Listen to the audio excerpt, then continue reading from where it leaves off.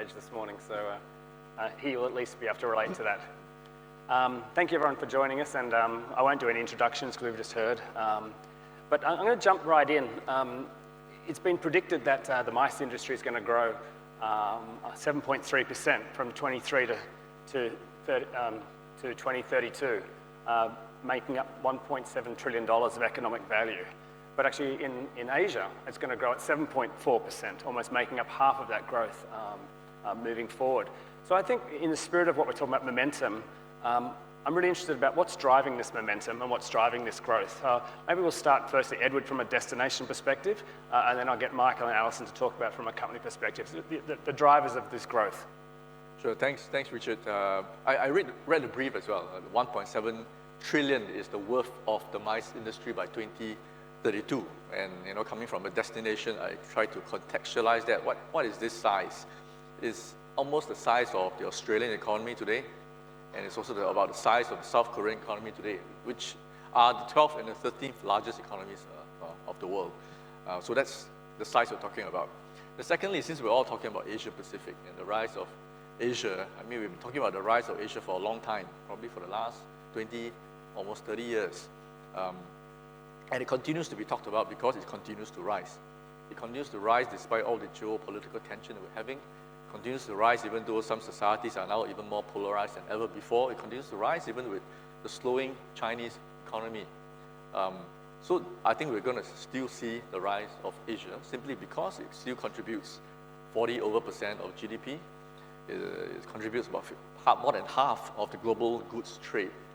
And closer to our industry, at least for meetings and conventions. For example, Asia is the second largest region in terms of number of meetings held, just behind Europe. And in terms of exhibitions, I understand that Asia accounts for 26% of all the net rented space in the world. So I think that's the size we're talking about. Alison, what's driving this post-pandemic momentum? What, specifically in Singapore? Oh, you talk from a global perspective first. Look, I think we all hated the pandemic. It was a terrible time for us. And I think that people are so grateful to be back. All our events, we're a very new business, by the way, so we've only been going since 2019, and we had to live through the pandemic. We've bounced back, and we think whether it's in America, Australia, Europe, people are just grateful to be back together, and we've got a really exciting part, certainly for trade exhibitions and conferences. It's a really exciting part of our history. Michael? Yeah, I think I like to take a step back and just look at our kind of model. So the business of mice is getting people face to face, and if anything, the pandemic reinforced that. For 2 years, we couldn't do this as industries, as a sector. So the growth rates don't surprise me. Of course, it's encouraging seeing those trillion signs next to it. But I think it's the core business model of what we do, whether it's conferences, meetings, incentives, of course, exhibitions, it's face-to-face. And I think that has been strengthened. For Asia Pacific, I think there's a lot of interesting dynamics for Asia Pacific where that puts it up above the global trend, which I'm sure we'll get into later. But yeah, I like to take a step back and just think, the core business model of getting people in a room, talking about subjects, increasing our business is a very important factor to always bear in mind. There were some scary moments during the pandemic about whether our industry would rebound, but certainly it has, and I think that really shows the power of our industry and the power of live events. Alison and Michael, I'll stay with you two for a moment. Your companies have recently set up offices in Singapore, which is really interesting. Perhaps you could share your entrance strategy, and then perhaps a little bit about why Singapore. Why don't I start with you, Alison? Thank you. So as I said, we're quite a new business, and we've focused primarily on the UK and the States, and we have a business in Australia, an office in Hong Kong. So why Singapore?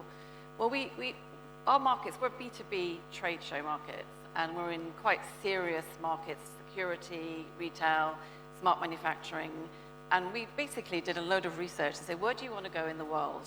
And Singapore, I tell you, I do not work for the Singapore Tourist Board, I promise, but it really researches really strongly. People like it. They like it for many, many reasons. And so we decided to, we thought, well, let's look at Singapore. And our entrance strategy was we bought Edward Liu's business, SEMS, his architecture and design, and we've effectively relaunched it. So you may well say we've bought his slot at MBS, and we're bringing our security and safety and security series here next year. We appointed a fantastic general manager, Ping Lau, who is setting up. We literally just start. We've only had an office since April. We're building a team, and we're just going to do it slowly in a very, very quality way. But we have high hopes for Singapore, and we hope to roll out at least 3 or 4 other events in the coming years. It's a really interesting entrance model to buy into a slot and buy into a very reputable business and then build new brands. Yeah. So congratulations. Thank and you. welcome We haven't to done Singapore. it yet. Well, I'm sure it'll be very successful. Mark, we have a somewhat similar story. Why don't you share MMI's story, who's been in the region for a very long time, but almost, was it during the pandemic or just before the pandemic you set up shop? Yeah, it's quite an interesting story looking back at it now. But for Messe Munich, we had strong businesses in China and India and of course in Europe. So from an Asia perspective, Asia Pacific was the last piece of that jigsaw. We have had a legal entity in Singapore for numerous years, but it was 2019 when the decision was made to really start investing in Asia Pacific. Now, of course, establishing trade shows, establishing events during that time, it was obviously very difficult with the pandemic, but I think it opened up opportunities that perhaps wouldn't have been there had there been no disruption to the market. But yeah, Munich, we look at things at a very, very long term. I think some of the topics that Edward mentioned right at the beginning there, in terms of the changing dynamic of China, the changing dynamic of India, particularly when it comes to manufacturing, which affects supply chains. This puts different pressures on markets and sectors, and I think Asia Pacific is taking advantage of that. So we've identified that. We have a number of subjects, of course, which we're particularly strong in, that we believe can tap into these dynamic changes. And I think in the future, talk about moments and momentum. I think for the future, these dynamics are going to keep on adjusting, and we want to put ourselves in a position to be able to take advantage of that, whether that's in Singapore or throughout Asia Pacific. But that's one of the key kind of drivers why we're here. We weren't put off by the pandemic. Of course, the length of the pandemic did surprise us a little bit, but we look at a bit, long-term prospects, and it's very encouraging. Fortune does favour the brave, so congratulations. It's always hard to get the timing exactly correct, but I suppose really what you're saying is that strong brands globally and good market. You're sort of marrying strong brands globally and good market. Yeah, and of course, brand. We're fortunate that the brands with Munich, they do have that customer loyalty. There is strength in that. They are known. The subjects are quite relevant for Southeast Asia as well. So there's a number of box ticks which Asia Pacific and Messe Munich subjects linked match together. So yeah, we've invested. We'll continue to invest and continue to grow in this region. Edward, sort of moving off exhibitions for a moment into the other parts of MICE, meetings and incentives. It doesn't seem a week doesn't pass where Singapore's not announcing another incentive group coming or another large association meet. I mean, why? Why are there so many big victories coming, and why are so many big incentive groups and meetings and association meetings coming to Singapore? Well, I think we're in a good space. This is July. Next month, we're expecting I think it's publicly announced by now, Amway China, 10,000 packs coming to Singapore. And we've got a long pipeline. I think our team continues to hunt together with our stakeholders and to build this pipeline as far out as possible. And some of the names we can't reveal as yet, but some we can. I think we're in a space where we are winning more bids because we're doing it all together. But at the same time, it's also not even a secret. It's out there that we are increasingly high cost. Some people are telling us if our cost can be slightly lower, I think our win rates will simply just go up. That's how it is. But despite all these, our purpose is really to build a very robust pipeline. We've got events secured all the way to 2032. And that event I can remember because it's 2032. It's a non-destructive testing society of 2,000 delegates coming our way. So that's what we do. We've got events coming this year. Next year, we've got World Sleep Society coming. 2026, we've got the Hepatobiliary Congress coming. 2027, Cybos, Lions coming in 2028. So we continue to build them to give our stakeholders the assurance that there's a lot of business coming our way. From my observation, it seems that we're almost in a golden era of launch at the moment. I don't think, I've been in this industry a long time, I don't think I've seen so much launch going on in our industry. I'll start with you, Alison. Why do you think there's so much launch going on at the moment? Well, like you, I've been in the industry for a long time, over 30 years, and in other periods, it was once every decade you saw a decent launch. We've launched 6 events in our own business, and we've got a pipeline of more. I think people are open. I think that there is definitely something happening post-pandemic. People are excited. It's very difficult. You're running a big trade show to change it. You know, it's like you know, making a ship change course. It's really hard. It's much easier to come in with passion and create something new. And I think people are open to that. And I don't know why there are so many launches. It's the same as in Europe, by the way. But I think people are open to the concept of face-to-face. And you know, our current mantra is trade shows are not boring. And actually, if you come up with something different, I think people are quite open to a new experience as long as you then deliver. Michael, what's your take on this? You've launched quite a few things since 2019. Why now? And maybe you could share some of your successes and maybe thinking about, you know, why you've done the way you've done it. Yeah, so here in Southeast Asia, we've done a mixture of launch, M&A and partnerships, but particularly with our launches, I think, again, tapping back to that subject, there's been a lot of disruption over the last few years, so that opens up opportunities. There are new industries are popping up, new subjects are becoming more relevant, and of course, Southeast Asia is a kaleidoscope of different markets. So launching becomes attractive because there will be untapped subjects in particular markets which we can take advantage of. For Singapore, we've launched our logistics, our service logistics trade show, transport logistics and air cargo. That was in 2023. Very successful first launch. Of course, how you judge successful launches is how the next shows take up. But yeah, happy to report that's very encouraging from our perspective as well. The different ways to enter market, whether it's M&A or partnerships or launch, they often end up with different models of how you're running it. The advantage of launch is that you do have autonomy on or control of the brand and control of the direction of the show. And we have to remember when we're doing trade shows or conferences or any meeting events, we do them for the benefit of the industry. And it's with control of an event by launching, you're enabled to tailor the event to make sure it meets the needs of that industry. So there's one purpose for this event to live, and it's business related. It's about growing their industry. So launches are attractive because you can control that. But I think maybe to your point, Alison, our industry is very open for disruption. Whether it's disruption around themes, topics, and you know, as we support the industries that go through change. But you know, as you do new launches, it's really open for lots of innovation.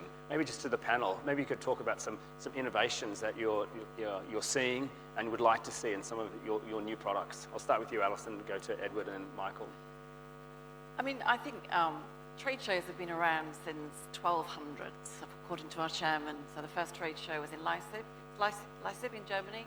So they've been around as a concept. They're not new. Why are they suddenly becoming more innovative? I think some of the markets that are up and coming, whether it's smart manufacturing, smart cities, you know, they allow you to innovate. But people are quite open, and I think innovation can be really, really simple. It can be, you know, like we saw the band this morning. It could be the use of AI. It could be the use of one new technology. It could be something really fun. You know, and I think we're at a time where, as I said, I've been a long time in trade shows. I used to run shows. I ran a show called Spring Fair in the UK for about 7 years, and every year it seemed the same. I mean, it was the same show. And I've been to, sorry, Michael, I've been to many shows in Germany where I think I've been to this show before. It's the same person in the same front stand, and you think, God, you know. And I think we've got to work hard. We were talking yesterday with Anthea and Rachel from MBS about designing an event. And it's very easy to just go into another cycle and go, here we go again, especially if you're rebooking quite, you know, a lot of those stands. It's very, and you've got to, I think as a team, you've got to say, what are we doing different this year? When the door opens, what is going to be the memorable moment? It might be something simple. We have a show in New York Build, and they had a statue of Liberty mime artists, and literally, I watched everyone go into that show, and 1 in every 3 people had a selfie with it. It could be really, really simple innovation. It's about creating memorable moments, and we as an industry, I think, have got to. And I've been guilty of just going into another show campaign and going, oh, just same again, rinse and repeat. And I think you have got to stop and say, what is different this year? Edward, what innovation are you seeing or would you like to see? Well, actually, attending a conference today and attending a conference years ago, very different, right? So when I walked into MBS today, they were asking, so mice or health? I always want to tell them, good health attending a mice event. But so the thing is, today you come into an event, you can have contactless registration if you want to. You can print out your own card, lanyard if you want to. You sit on the seat and you have VR, AR on stage. We had Crystal performing on stage just now together with some AI and some real live band. And you can have simultaneous translation if you want. We are using a lot of technology these days to our benefit. And post-event, you can easily have an event summary right away, same day. In fact, this afternoon you can have it if you want to. So it's a lot of, we're making the best use of AI as I can see. I think the opportunities are limitless. Michael, innovation, what would you like to see or what are you seeing? Yeah, I actually always struggle to answer this question, and I then ask myself, why do I struggle to answer this question? And I think it's because when you're running events in different sectors, in different markets, each market requires different moments or different KPIs from attending something live. So with regards to innovation, some industries just want to meet their customers, just want a marketplace like we had in the 1200s. It's the oldest form of business and it still exists. So some markets just want that. Different communities, different businesses will like the live music, will like the more festivalization. We see things like the FinTech Festival here, of course. A very different concept to, let's say, a trade show in glass manufacturing. So we have to be flexible in terms of innovating things within our trade shows, and one size does not fit all. Again, we service industries, so we're part of lots of different industries. So for me, I find it difficult to build kind of one innovation across all events, but we have to be flexible to provide a service that our markets need. Maybe just sort of moving from innovation to technology. I mean, technology is not a new thing in shows, but it seems post-COVID or post-pandemic, there's a greater need. Why do you think so, Alison? And what technologies are you implementing in your business? I think technology is, I mean, I've been around for so long that, you know, when the internet appeared, it was going to be the end of trade shows. I think, so I know, and then during the pandemic, we were all the trade shows would disappear because it was all about virtual events. But I think we have to embrace them. And I think you have to not have technology for technology's sake. So you don't have to, you know, a bit like you were saying, some markets are more open to it than others. But I think, you know, we're beginning to use AI in our business. Mm-hmm. For operations, for just basic Q&A, and also for writing copy. It's a really great way to start writing the copy, but then you've got to then enhance it. You know, registration technologies. There are lots of possibilities. One-to-one meetings, we're rolling out that technology, but I just think you have to I mean, in the pandemic, I have to admit that, everybody who did virtual events came to see us, or not see us, obviously, but, said, oh, yeah. And actually, the industry sometimes just jumps on the bandwagon of technology. I was accused of being a very, very old-fashioned dinosaur because we wouldn't move to virtual events. And because I knew that when the market came back, it would come back strong. So I think embrace it, but don't have it just for the sake of having it. Edward, technology, enhancing the experience and how? Yeah, so for all the examples I've given just now, because I attend a lot of events, right? So I see it's all improving.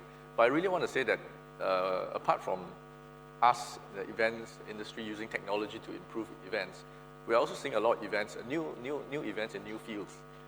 For example, all the technology-related ones. I mean, a long time ago we had FinTech Festival. Till today, it's still growing strong and going better.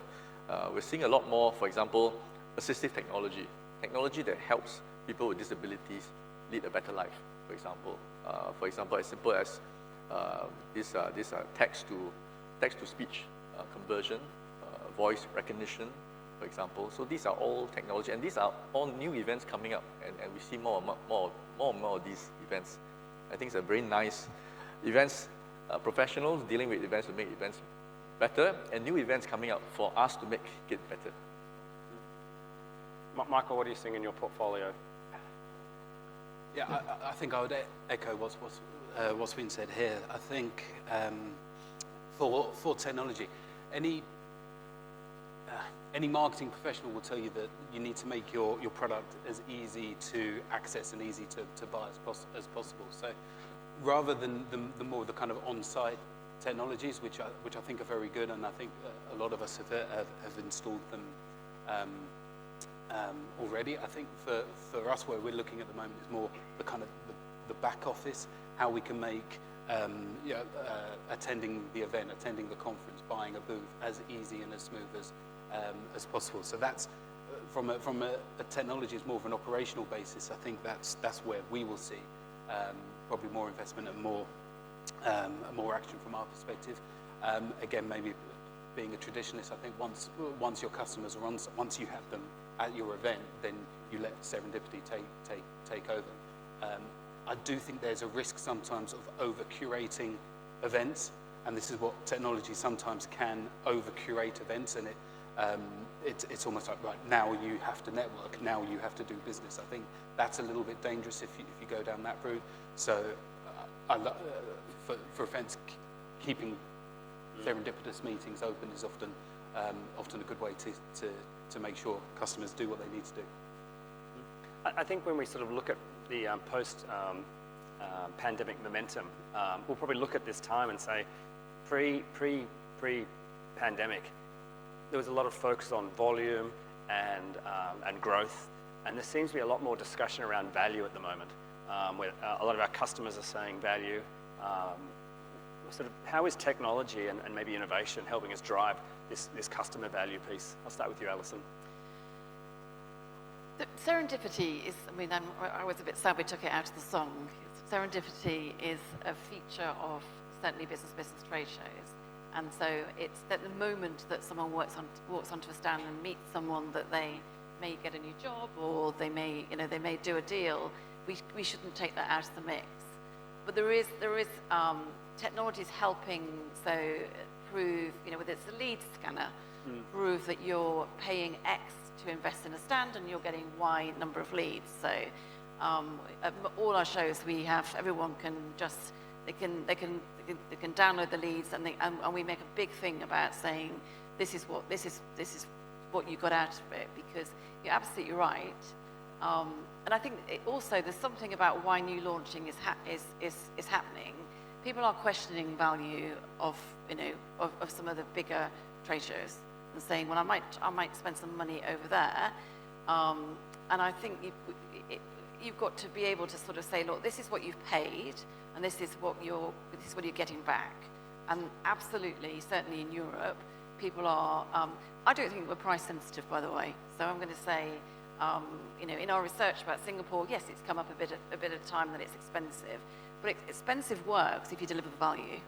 And you know, using technology to say you'll always have people who you can't retain for whatever reason, but you have to be absolutely fixated on getting the right data. We're spending a lot of money on building databases and connecting the right people. The serendipity is important, but we have got to be absolutely obsessed with matching the right people as well. So serendipity and data is better than just data serendipity. Data is everything, yeah. Yes. Yeah. Edward, let's talk about value. Creating value, right? So just give you an example. So I had a conversation with a few European organizers yesterday afternoon. And then this conversation came up. And, you know, Singapore's cost is rising, even though we have more and more events coming your way. How are you going to deal with this, you know, price versus volume kind of situation? Before I could chip in, another European organizer helped. You know, he mentioned. So, what is the most expensive, most valuable part of your what's the most valuable component in your entire events? He suggested is the delegates' time. So, if it's the delegates' time is most important, he said, in Singapore, you ensure that every 2 points is connected by a 30-minute ride, walk, however you want to do it. So there's a lot of savings on delegates' time, as simple as that. And the fact that if you attend one event here, you can attend another event on the same week. If you're attending Milken, you can attend F1 race. If you're attending the meeting show, you can attend business events by PCMA. So you can, we try to cluster them and create more value to overcome some of the challenges we have. Michael? Yeah, I get, with events, you've got to demonstrate that there's something new. There's an extra reason for you to come back to a trade show or a conference. If it's the same thing that's being churned out year after year, then it will come stale, and the value of that leads down. Yeah, strategically, then you do have to think about the frequency of your shows. Is your market, is the product and innovation cycle quick enough to warrant more regular shows? Obviously, with Munich, we have shows that are every year, every 2 years, every 3 years, and every 4 years. It depends on the cycle. So I think you have to demonstrate that you're adding something new to the event, or the event won't be just a carbon copy of what took place previously. So I think linking back to the previous point, technology can help demonstrate that to customers. It gives them a reason to come back to the show. I think a key point, and I'm not sure if it relates specifically to this question, but I think educating exhibitors, I think is a really important aspect that often doesn't get talked about. Certainly, I know with my experience with Messe Munich, we're particularly strong at educating exhibitors to be able to push this, to promote to their markets what they are doing. So, yes, of course, the onus as event organisers is on us to promote this to our industry, but educating exhibitors to do the same has a much more powerful effect, and I think that's something that should be considered when trying to demonstrate value to a show. Your exhibitors are your strongest caller for this. One of my favourite stats from Freeman, many people would know Freeman do a lot of research into our industry, is that 70% of exhibitors, the manager on site, has never been to a show in 2023. So a lot of those pre-pandemic exhibitor managers have moved on. So this thing about educating the exhibitor is more important than ever, because they haven't actually seen shows, which is quite a scary stat for our industry. I just want to take a moment. I mean, Singapore is surrounded by very large neighbours, and our shows will never be the most enormous shows, but we can still compete. I want to talk a little bit about pricing versus volume. I mean, pre-pandemic, everyone obsessed about volume, but you know, there is opportunities to make pricing improvements in our sector. Alison, starting with you, I mean, is this a strategy you're employing, and how do you think we could learn from it in a market like Singapore? Well, for those of you who don't know, we are backed by a private equity company called Phoenix Equity, who were the first investor in Closer Still. And we share the same chairman as Closer Still, Phil Saw, who has a maths degree and is obsessed with pricing. So we spend a lot of time looking at pricing. And our philosophy is that if you're delivering value, pricing is actually, it's not a price-sensitive market. and I mean that all around the world. But then you have to obsess on the delivering the value. So we spend an awful lot of time. We have many a pricing meeting, but actually pricing, you know, in the trade show world, you know, pricing isn't just the square meters. It's, you know, it's everything. And I think, you know, certainly in Europe, we will lose business very, very, very seldom. Someone will call and say your prices have gone up too much. They will ring and say the cost of the hotel is ridiculous, or the cost of the contractor, the AV. All of those are out of our control. So you have to look at it in the round. But fundamentally, I think we could, as long as you're delivering value, quality pricing is absolutely fine. We make no apologies for it. So I'm a bit mindful about the time. I'm just going to jump on to, we're experiencing great momentum, and I'll start with you, Edward. What might derail this momentum? What might derail this great momentum we're having at the moment? What do we have to be mindful of as we plan for the future? Not to be negative or anything, but... Well, really, there are a lot of things that can derail us. Hopefully not another pandemic, but we are all ready for that. But I think we are generally in a good space being here in Asia. But really just borrowing a bit of a point on the price volume thing, right? The quadrant x-axis price and y-axis volume. Obviously, you want to be at the top right corner, high price, high volume, and that is really still very possible. For us, we continue to win all the large events. Our price is not the cheapest, so the value part comes in. But really to your question, what could derail us? I think one thing I can think of is if you don't work together. I think we're in a good space because we're all working together. Post-pandemic, the industry has become even closer than before. So I think we should continue that. Michael, what might derail this growth and momentum at the moment? So sorry, the risks. Yeah, what's the risk? The risks going forward. So, yeah, there's obviously big macro subjects that will affect everybody. China-US relations, of course, pandemics can come back. I think we'd like to think we're a little bit better prepared now to deal with a equivalent pandemic, but of course we won't know that until it happens. So I think if you talk about risks from an Asia-Pacific perspective, they're the bigger risks. From a Singapore perspective, I think for risks, I think Singapore needs to be, when we're running trade shows, so this is obviously with a trade show mindset, trade shows in Singapore need to be a regional event. Singapore as a domestic market is not big enough, so it needs to be regional. So being a regional event then brings in natural competitors from the likes of Thailand or Kuala Lumpur. So I think Singapore, from a Singapore perspective, the risks just need to be attractive for attracting the regional industry. So organisers like ourselves, trade show organisers, we're here in Singapore, running shows in Singapore for the Asia Pacific market. So I think Singapore just needs to remain competitive and attractive for the region. That's why we're here for the Asia Pacific and ASEAN region to come to Singapore. So I think that's a potential risk for Singapore, competition from other cities that have exactly the same ambitions that Singapore has. I can't leave this panel without having a sustainability question. So, how important is destination how important is sustainability in assessing destinations? I'll start with you, Alison. It very, very. But you know, and Singapore has a really good, certainly has polled very, very well in our research about sustainability. And you know, we researched the whole of Asia and said, you know, which markets would you prefer to go to? And in terms of sustainability, Singapore's at the top. The elephant in the room is sustainability. We're actually going to be asking people to fly in from other parts of the world. So the biggest element of sustainability is travel, right? And so we just need to be, we need to be very mindful that our events have got to be as sustainable as possible, but we've also got to realise that it's, we want more people to come to Singapore, right? And they're going to be creating more carbon, and they're going to be, taking more flights. Mm-hmm. So we just need to be.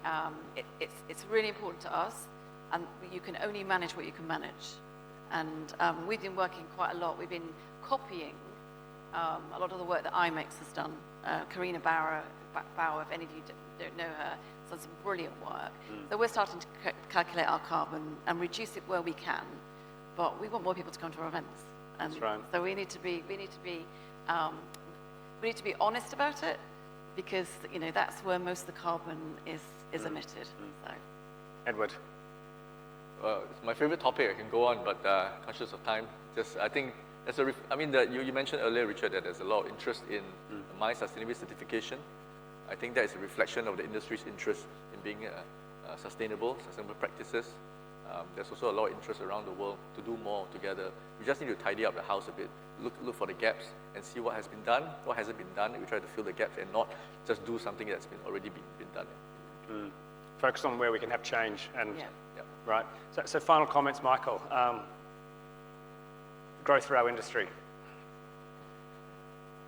So the growth of the industry, I think if we take the current conditions and they continue for the next, we have stability, let's say, for the next 10 years, I think it's very encouraging for Asia Pacific and of course Singapore. And I think Singapore is in a very good position to be able to take advantage of that. Asia Pacific as a region for the whole market, I think it's a very positive outlook from a MICE perspective. That's not just trade shows, of course, but for the whole MICE industry. I try to explain back to the head office that actually Asia Pacific as a whole can act as a intermediary between, let's say, China and the West. It's a safe place for the West to come, let's say, business safe way for the West to come, and it's the same for China as well. So Asia Pacific, certainly over the near term, which I define as kind of 5 to 10 years, I think it's looking very positive. Of course, beyond that, it's difficult to predict. But yeah, I think that's, as a big macro view, that's the only comment I'd have on that. Final words, Edward? Final words? Final words. The future is bright. Yeah. Excellent. Alison? Look, we have a bit of a love affair with Singapore at the moment because, we're very excited. And I think as long as we're not complacent, and as long as everyone, you're absolutely right, work together and promote Singapore as, as a real hub for Asia Pacific. I completely agree what you're saying about China. Some of the markets wherein security, for example, people would much rather come and do a security event here rather than in China. So I think I think the future is really bright. Well, thank you very much. As time is up, I want to just thank Michael, Edward, and Alison, and thank you all.